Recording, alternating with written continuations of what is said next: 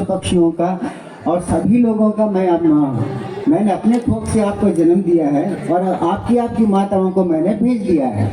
इस तरफ से जो कोई अम्मा के पास आता था, उनकी करुणा, उनकी मूर्ति वो इतना तेजस्वी थी और देखते ही अपन उसे क्या बोलते हैं, अपने भाव नहीं आ सकते थे। अम्मा को देखने के बाद जो हमें उत्पन्न होती है वो महसूस करने वाली चीज़ें बातों में बयान नहीं कर सकती हैं। तो जो कोई उनके पास आता था उनको मैं पहले अम्मा पूछती थी कि आपने खाना खाया क्या। सभी लोगों को पहले बिना खाने के यहाँ से भेजना बिल्कुल अम्मा को पसंद नहीं था। उनका कहना ये था कि यहाँ कोई भी भूख से आ सकता है लेकिन कोई भूखा बाहर नहीं जा सकता है। इसकी बुनियाद कैसे हुई कि जब वो बचपन में छोटी बच्ची थी, उनके घर के आंगन में कुछ भिखारी लोग आए थे। सब भिखारी लोग अपने अपने जो भिखार लेके आते हैं ना, वो सब एक आंगन में बैठ के वो सब एक एक सबका बांट के खा रहे थे, आनंद से खा रहे थे वो भी। तो ये देख के अम्मा के मन में आया तो एक ऐसा भावना आई कि कितना अच्छा होता कि सब लोग मिलजुल के जात पात का कोई भेदभाव न रहते हुए जो कुछ उनके पास है आराम से बांट के खाएंगे तो कितना अच्छा रहेगा। तो इसी भावना का बुनियाद से अन्नपूर्णालय का स्थापना हुआ। अन्नपूर्णालय का स्थापना ऐसे ही हुआ। तो उस दिन क्या करते थे, जो कोई वहाँ से आते थे धीरे धीरे आने लगे। अम्मा तो ये कभी नहीं करती थी कि मैं भगवान हूँ या मैं कुछ विशिष्ट व्यक्ति हूँ। ऐसे हाथ फिरा के कोई मिरेकल करना या कोई महत्व करना अम्मा के पास बिल्कुल पसंद नहीं था। देखती थी बस एक नज़र, एक जैसा स्पर्श करना और कुमकुम का बोटू देना, एक तिलक देना या कुछ उसे कुछ को पैकेट देना। अगर कोई पुरुष है तो उनको धोती और अंगवस्त्र देना, या कोई स्त्री है तो उनको साड़ी देना, और बिना कोई बात करके देती थी अम्मा, भेज देती थी। जब कोई वो एक विजिट के बाद फिर दूसरे बार आके अम्मा को बोलते थे, अम्मा आपके पास मैं लास्ट टाइम आया था, मेरी ये से कठिनाई ऐसे सब बाहर हो गई है, ऐसे मुश्किलों से मैं पार हो चुका हूँ।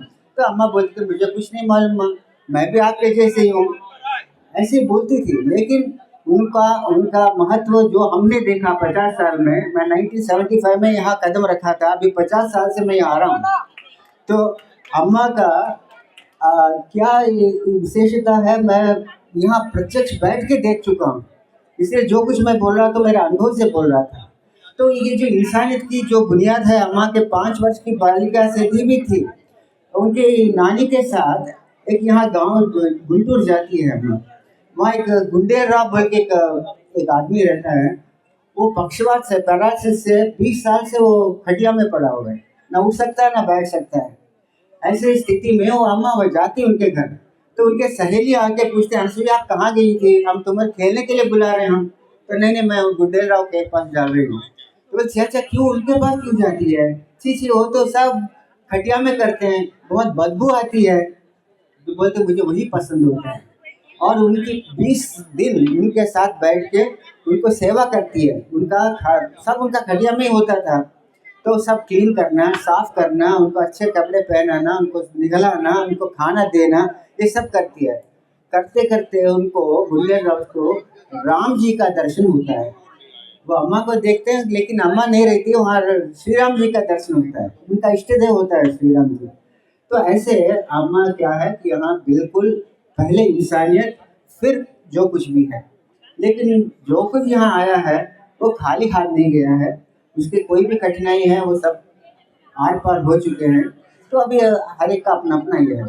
तो अन्नपूर्णा में ऐसा स्थापन हुआ, तब से आज तक निरंतर ऐसे चल रहा है। यहाँ आने के लिए या रहने के लिए कोई शुल्क नहीं है, कोई पैसा देने की जरूरत नहीं है। वैसे वही कॉन्सेप्ट है, अगर आप कुछ करना चाहते हैं कर सकते हैं, कुछ देना चाहते हैं वस्तु के रूप में या धन के रूप में दे सकते हैं, या श्रमदान कर सकते हैं, काम कर सकते हैं। यहाँ विद्यालय है, अपना मातृश्री ओरिएंटल कॉलेज है जो संस्कृत पढ़ाते हैं, तेलुगु पढ़ाते हैं, और एक हॉस्पिटल भी है जहाँ फ्री ट्रीटमेंट देते हैं। और आसपास के गांव में हम लोग जाके मेडिकल काउंसलिंग भी करते हैं फ्री ऑफ चार्ज। तो ये सब अम्मा का जो मानव सेवा को उन्होंने प्राधान्य दिया है। तो 85 के बाद अम्मा अभी मंदिर में विराजमान है, जिसमें इसको अनसूया शिवालय कहते हैं। और वहाँ पे आप जा सकते हैं, ज़रूर दर्शन करके यहाँ से जाने के पहले जाइए। और ऊपर अम्मा का कमरा है, वो हर एक को अपने गोद में लेती थी, वो आधी रात हो या सुबह हो या दोपहर हो या रात को, कभी भी अम्मा इज अवेलेबल 24 आवर्स। तो उसको उनका वात्सल्य जो है, वो प्रेम जो है, तो उस रूम को हम वात्सल्यालयम कहते हैं। तो आप लोग वहाँ जा सकते हैं, देख सकते हैं।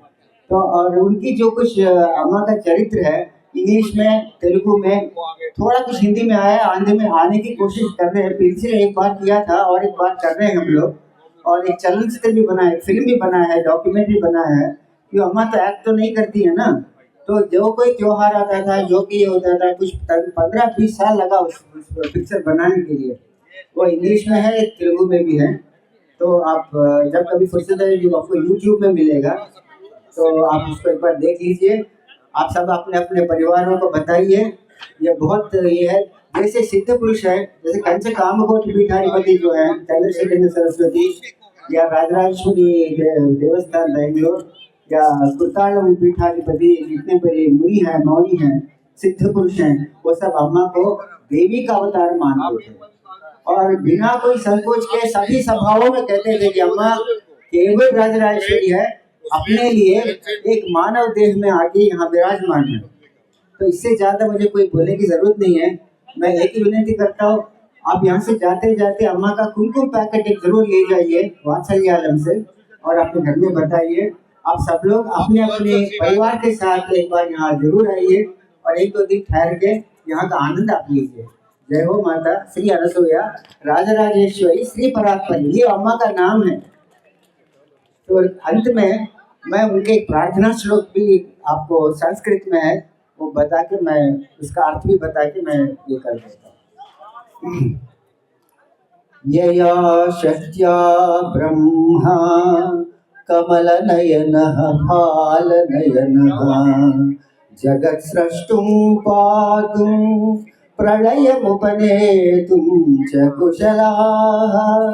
यया व्याप्तं विश्वं वसति खलु यस्यां जगदिदं नमाम्याद्यां देवीं मुकुलितकरस्तामभयदाम्।